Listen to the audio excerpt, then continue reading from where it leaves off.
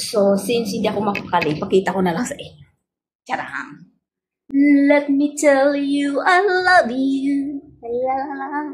Bigay ito ng boss ko sa akin. Bigay ng kaibigan niya na ibigay din daw sa akin.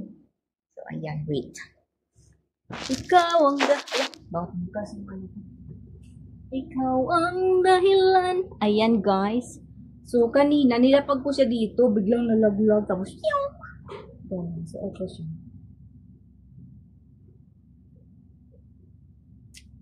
Hala? Oh my God. Hala, hindi ko alam. Na-surprise ako sa presyo. Oh my God! $88 pala yun. So, kailangan ayusin ko to. $88 pala yan, guys. Bigay yan ng boss ko sa akin. Nabinigay ng friend niya na ipasa daw sa akin. Ibigay daw sa akin. So, ayan siya, guys. Pakita ko sa inyo, nalaglag. Ayan. Ang bango.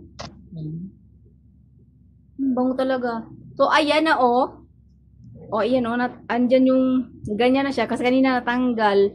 So, pinilit kong pinasok. May spring naman siya. Kaya lang, pag pinupush-push ko yung ganyan, hindi na siya mag-ano sa, hindi lumalabas yung perfume, oh.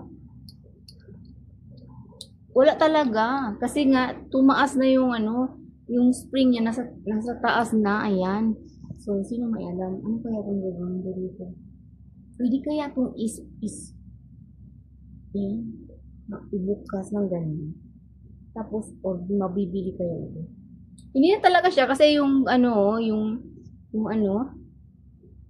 spring nasa taas niya. So, mag-google ako ngayon paano mag-ayos ng ganyan. I'm sure meron yun. Wala ka, guys, ang mahal. $88 as in. Ayan, oh. Hindi ako nagbibiro yung presyo. $88. Hala ka. Oh my God, $88 talaga siya. So, ayan. Wala, hindi pala nagbibiro si sir. Hindi ko kasi napansin yung yung price. So, ayan, guys, yung presyo niya. Oh, ayan, oh. Oh, sino bang magbibigay sa iyo ng perfume na 3,000 mahigit? Ay, 3,000 ba? Kasi 42 yung palit natin eh. Sa $100 is 42. 4,000. So sa $100 is sa $100 is 4,200. So, ito is 88. So, nasa 3,000 plus na siya ang babango. Kaya pala, ang bango-bango. Kaya lang, my God, nalaglag ko siya. So, ayan, sorry. Mamaya sabihin ko kaysa, pero ayusin ko muna. Maghanap ako ng long nose. So, mamaya, may ibibideo ko. Ipapakita ko sa inyo na magre-repair ako. Pero i-google ko muna kung paano mag-ayos ng ganun. Kasi sayang, guys. Hindi, spray ko siya. Hindi talaga nalabas yung yung pabango. Hindi siya lumalabas. Nandoon lang sa andoon lang sa bottle. Hindi siya napupunta dito sa neck ko. Pero kanina, try ko. Kasi, naamoy ko na siya mabango. So, spray ko. Ayan, oh. Pati sa buhok ko nga meron eh. Na-sprayan ko talaga. Malakas talaga yung niya, yung bango niya. So, kung mga may fake alahas tayo, pag na-sprayan mo yan, talagang mawawala ang kulay. Kaya bawal magsuot ng mga fake.